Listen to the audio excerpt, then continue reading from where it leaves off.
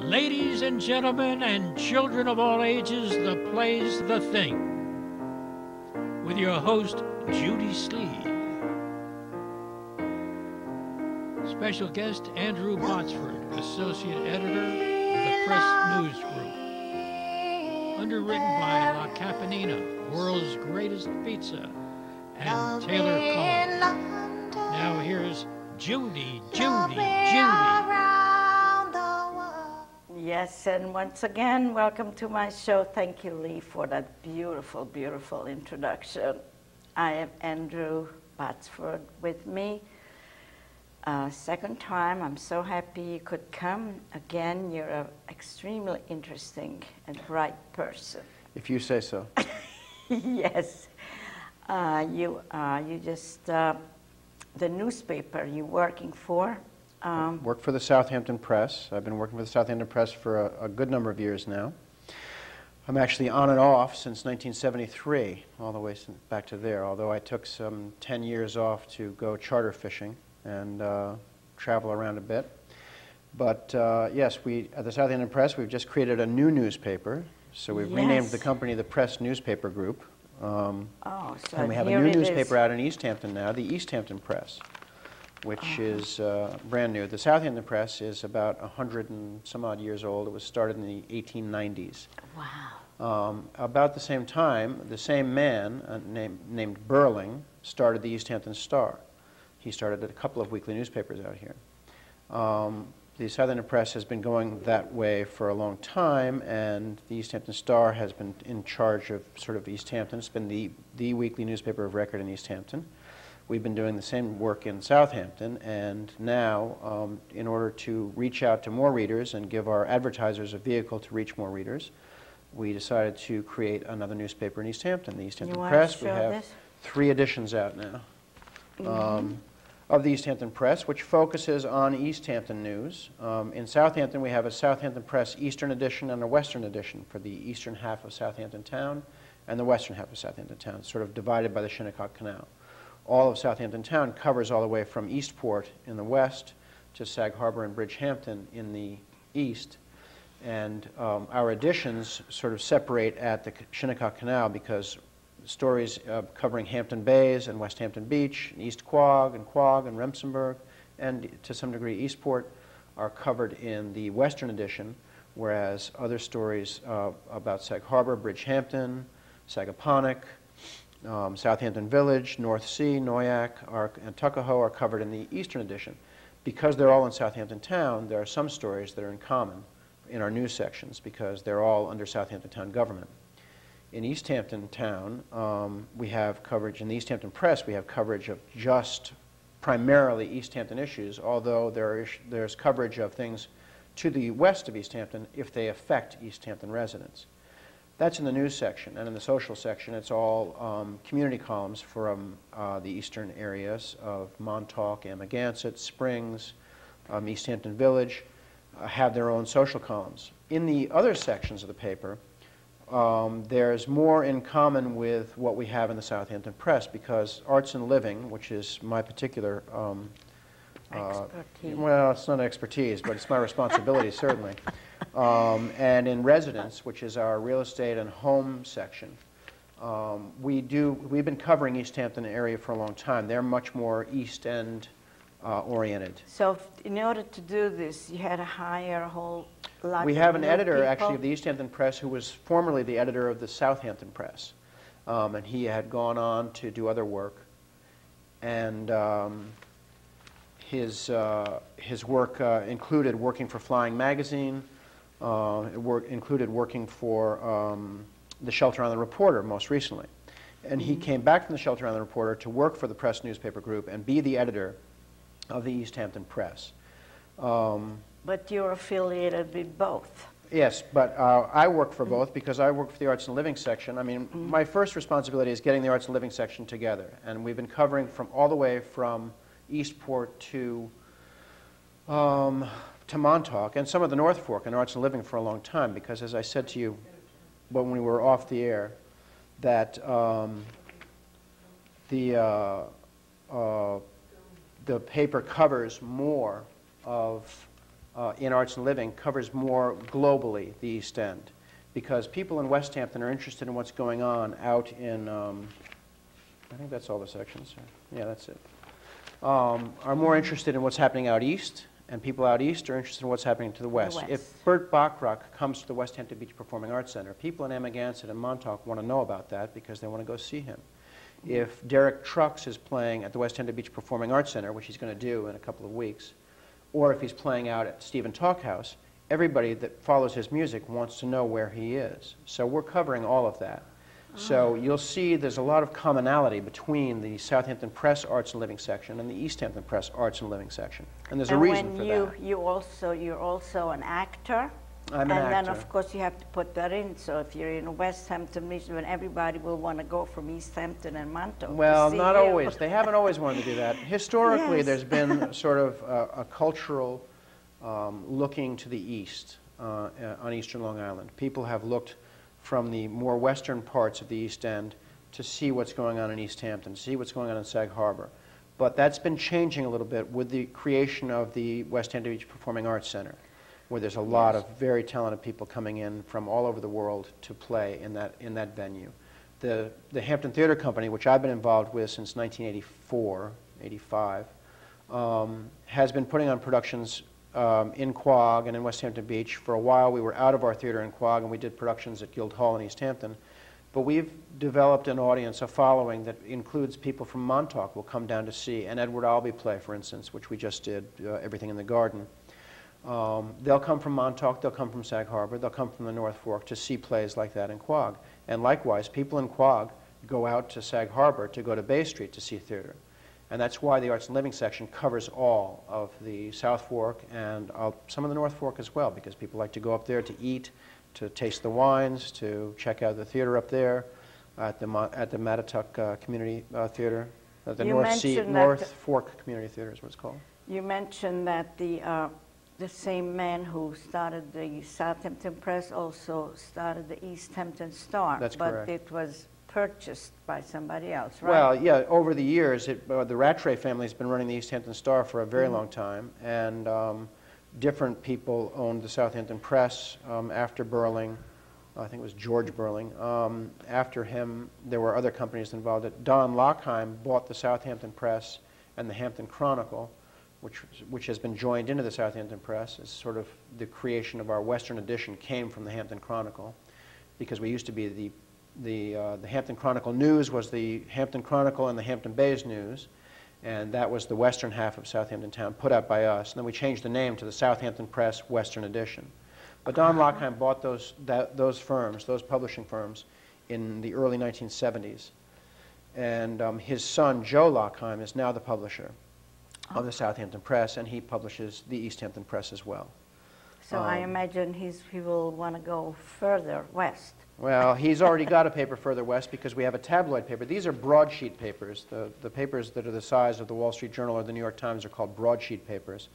And they are, as opposed to tabloid papers, which doesn't mean, by tabloid, doesn't mean it has to be the National Star or the Inquirer.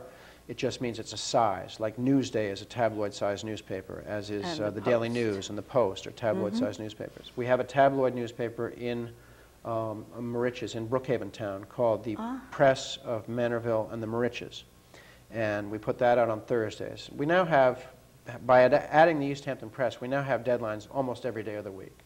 Because we have to put out the Arts and Living section, the Residence section, the sports sections, and the news sections and social sections, letters to the editor sections for all these papers, and it's in a rotation. Starts on Monday, goes through Tuesday, goes through Wednesday. On Thursday, we put out the Press of Manorville and the Moriches, and then on Friday, we don't have a paper to put out, but we have to get ready to put out the papers of the following week. So.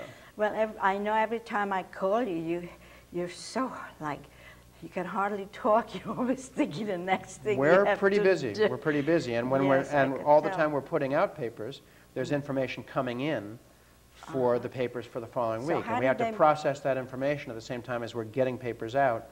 We're getting more information about the papers to come. So. How did they manage when you went on vacation? Oh, well, they're very talented people, and they don't need me that badly. Otherwise, how could I get out to rehearse for plays?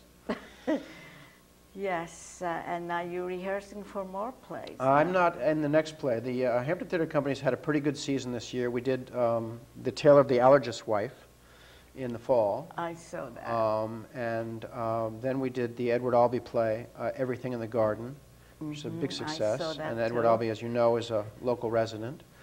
He was kind enough to give the Southampton Press an interview prior to the Hampton Theatre Company putting on Everything in the Garden, which was a great coup for us as a newspaper, and it was a great joy for us as a theater company because it gave us some insights into what he was after in creating that play, which helped us to put on the show.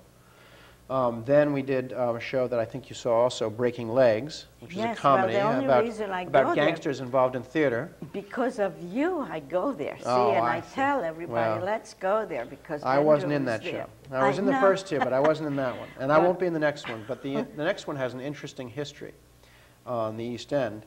It's called, in our production, it's called Leocadia. It's named for a character in the play, Leocadia. It was written by Jean Ennui, who also wrote Beckett, the play Beckett, and a French playwright. And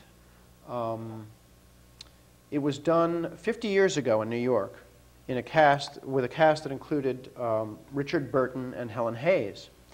But that production itself had started as a seed production, as a showcase at the John Drew Theater at Guildhall in East Hampton 50 years ago. Because we noticed this last summer when Guildhall was celebrating its 75th anniversary. Right. And the Southampton Press, before we started to put out the East Hampton Press, as I say, the Arts and Living section has always been covering East Hampton. So we worked with Guildhall to put together a look back at the 7 decades, or the 8 decades in which Guildhall's been in existence. And 50 years ago, they brought to my attention that Richard Burton and Helen Hayes were in a production of a Jean Ennui play called Time Remembered. And that's what it was called when it opened on Broadway. Sarah Honeywell had seen this play. I don't know where she found a copy of it, but she then wanted to do it. Sarah Honeywell is the executive director of the Hampton Theatre Company. And she also has directed 2 of, let's see, all 3 shows this year? No. Diana Marbury directed Tale of the Allergist's Wife. Sarah Honeywell directed Everything in the Garden and Breaking Legs, and she's also directing Leocadia, which is a good thing because she went to the original French script and created a new translation for the Hampton Theatre Company production and gave it a new name, Leocadia, instead of Time Remembered. She's very creative. And so she will be directing from her own translation of the script. Great. And it's in rehearsal now. It opens at the end of May. Yeah, you were talking about the Guildhall celebration. They had all the posters of. I was there, and all the posters from previous remarkable. plays. It was remarkable, and I think it's going to be remarkable when the John Drew Theater is finished being restored. We've been keeping a close eye on that, and I guess this is the neighborhood in which Guildhall will be doing some theatrical productions this summer over at East Hampton Studios. Because they don't have the use of the John Drew Theater for this summer. No, they just have that small. So that the Boots Lamb Education Center. Yes. So, which is where the Naked Stage works out of. But you didn't come to my play. No, I haven't made it to a Naked Stage reading yet. But I think they're doing phenomenal work. I'm so happy to have them doing that. And out of that came the Minerva Scales play that was done in Sag Harbor. Did you see that? No, I was unable to go to that because I was going away on vacation. But. Yeah, well, I saw the reading and I saw them acting it out, and it was Minerva put all that together. She's a very talented young lady. And her partner, Joe Pallister, is somebody who's been in a number of Hampton Theatre Company productions. In fact, he played, I think his debut with the company was when he played Stanley in Streetcar Named Desire. Really? For us, yeah. And Joe he does Pallister. Settings or something for your He does some graphic arts for us. He's done a bunch of graphic arts for us. He made a stunning poster for Everything in the Garden. Was done by Joe Pallister, actually. So there's a great networking between all the theater people out here, which is a wonderful thing. And the more theater, the better. And Josh Pearl with the Naked Stage, Emma Walton and Steve Hamilton up at Bay Street, and Sybil Christopher, Josh Gladstone at Guildhall, the Hampton Theatre Company, the people at the West Hampton Beach Performing Arts Center, the North Fork Community Theatre. It's been lively, and we're lacking right now the great contributions of Michael Disher, who was doing the Southampton Players at Southampton College. and there are many hopes that he will be coming back. I didn't know now he was that, gone. Well, I mean, because I know Southampton College closed, Yes. and now Stony Brook has taken over. Stony Brook Southampton is moving in on that campus, and a lot of people in the theater community are hoping that they will find a way to have Michael Disher included he in whatever did theatrical programs wonderful they do productions. there. He Absolutely, did. absolutely. Very creative, And I very meant energetic. to say that those few plays that the last few plays you mentioned at the West Hampton Theater, or the Quag. The Quag Theater. It was so well done. Oh, well, thank you. It was, I felt it was much better than some of the previous productions I have seen. Well, good. It was very professional. I mean, I was just amazed. We hope that you're not always surprised by that. Well, yes, because a lot of people are from New York. They're knocking these theaters out here that they're not as professional as in Well, what Broadway. we found, we've sort of been regaining our momentum in Quag because we were out of the theater for almost 4 years while they did renovations to the theater. And we had built up an audience at that time that was coming from Montauk. They were coming from the east to the west. They were coming from all over to see our shows. And we had a resident director at that time, Jane Stanton. And we developed quite a bit of momentum, and it sort of got diffused a little bit when we put on a couple of shows at the West Hampton Beach Performing Arts Center. Some of them were successful, more successful than others. We did some shows at John Drew Theater in East Hampton. Since we've come back into the theater, it's been a little bit of a grind to get it going again. But I think, as you said, this year we really started to hit our stride again. But back in the day when we were first in the theater and we were getting the momentum going, many times, I can't tell you how many times we had people tell us after they saw a show, you know, I had no idea this was possible out here. They said, I've been to shows in New York. It's always sort of a hassle. You have to find a place to park, or it costs so much money, and it's like you struggle to get tickets. And yet we come here, it's easy, it's nearby, it's very reasonable in terms of price, and it's every bit as good as what they saw in New York. And these are not just, I'm not just saying this because that's the way I feel about it. These are people that had come and told us afterwards how surprised they were and how they would love to come back. And that's how we were able to build momentum, was because it was of a level, at a level that you only see in professional productions in New York and equity shows and so forth. Honestly, the last 3 shows I have seen were excellent. Well, that's what we're striving for. Excellently So I'm done, glad it was received that way, because that's what we're trying to do. Yes, it was. So now that you're busy with all these papers to put it out, you don't have so much time to devote to the theater. I rarely have that much time to devote to the theater. I really have time to breathe these days. But we'll see. You know, it's all a question of finding the rhythm that works, and Things will. and for me as an actor, there's a diminishing number of parts I can still play because I'm getting to be sort of a senior citizen now. I used to be able to play down to my 30s or 40s and up to my 50s or 60s. I don't think I can play down anymore, so it's going to be, it's all up well, from we here. have to. There are Next stop, King Lear. No, there are a lot of plays, a lot of stories with seniors in it.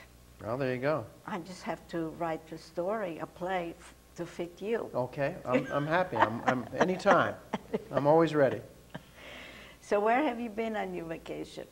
I was down in the Bahamas, actually, a place where I used to go when I ran my charter fishing boat. I used to go down to the Bahamas. I took my boat to Florida in the winter, and people would fly down that I had as clients up here in the north, and I would take the boat across the Gulf Stream to the Bahamas, different islands, and my northern clients would meet me. They'd stay in the hotel, I'd stay in the boat, and we'd go fishing by day. Is that what you did now? No, that's not what I do No. now. But I became so fond of the area when I was down there every year fishing all the time that years after I sold my boat, I thought I'd like to go back down there, and now I go back down whenever I can. So where did you stay? Where did you go? I went to a place called Elbow Key, which is just off the coast of the island of Abaco. Abaco is the 3rd largest island in the Bahamas. And the biggest, I guess, is Grand Bahama, followed by Andros, and then Abaco. But the Abaco itself is not that developed, but it has a string of islands sort of off its coast, sort of protective barrier reef islands. And some of those were settled a long time ago by loyalists to the king in the Revolutionary War. Once they realized that they had been on the losing side, and they didn't feel that welcome here anymore, they figured they better get out of Dodge, so they headed south, thinking they were going to grow cotton and plantations in Abaco. But when they got there, they found that not too much was growing out of the coral rock, so it was hard to farm. But they did found two settlements, one on Green Turtle Key and one in Elbow Key, called Hopetown, where there were natural harbors, beautiful natural harbors, very well protected. And they made settlements there. So when you go there now, it still looks a lot like, although brighter colors, like the Bahamian colors, pinks and blues and greens, and the color of the water there, and the just marvelous bright colors. But it looks like Cape Cod, except for the colors. These little saltbox houses. So not many people go little there? Colonial houses.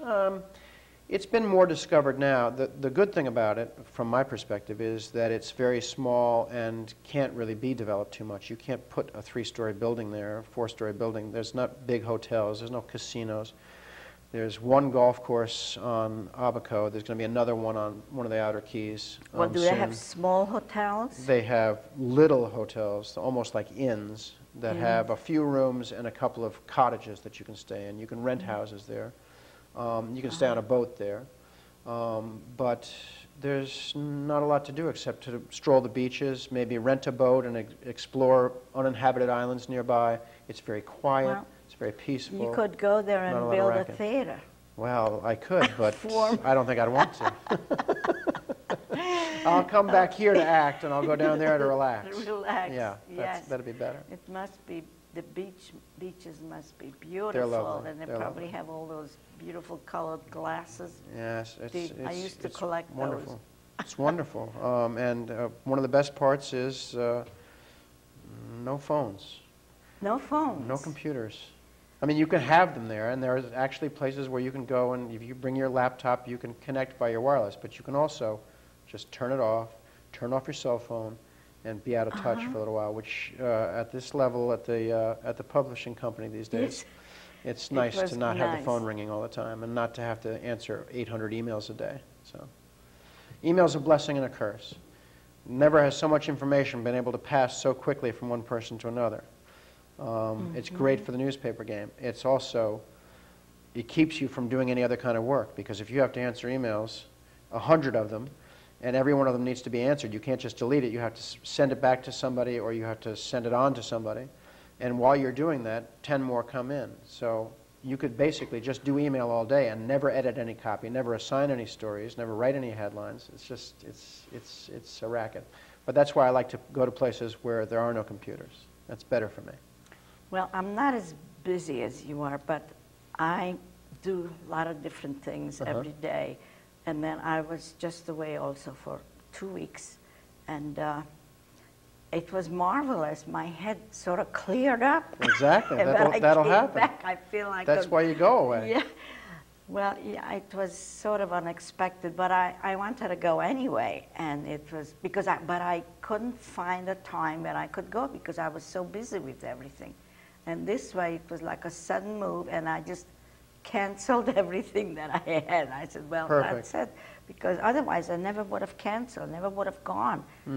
Because, you know, all the things I'm connected with. Yeah, I know. And all those connections happen. And then the other thing is that you go away, and when you come back, it's all piled up. So then you have to dig your way out again. It's like, oh, you need a vacation from digging yourself out. That's so true. But it'll take a while before I get back into swing. Do you ever go travel to see theater?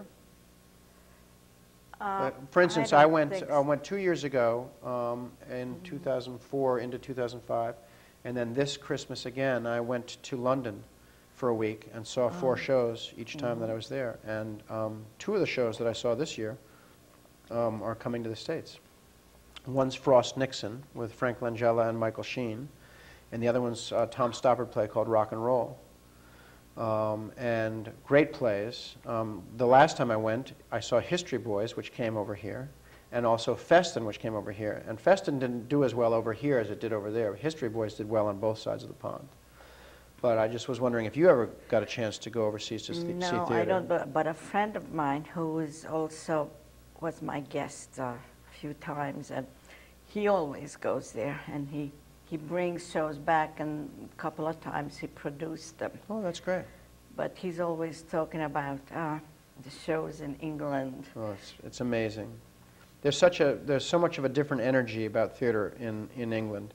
The audiences are much more enthusiastic, and the spirit. I mean, for an actor, you sense as you come out on stage what the house is like, what the audience is like, and whether they're for you or not. They're not as jaded as well, we they don't seem to be. I mean, I know that especially on Friday nights in Quogue, we go out there sometimes, and there's sort of the feeling that people want to.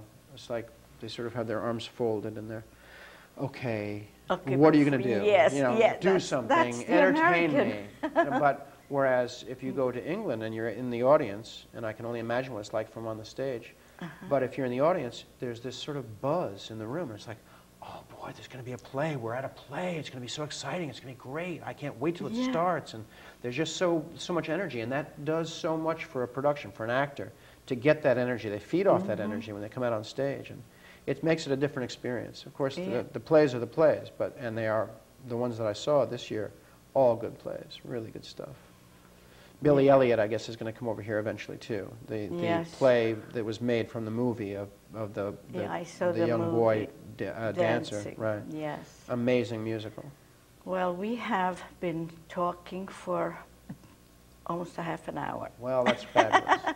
Well, I've been talking mostly. Great. Well, You've been listening. You gave me a lot. You gave us a lot of information, and I want to thank everybody, my underwriters, Taylor Corn, and I'm going to say goodbye over there. This is my trademark. Oh. Bye, everybody. Don't forget to tune in, and I also send this show up west. Okay, great.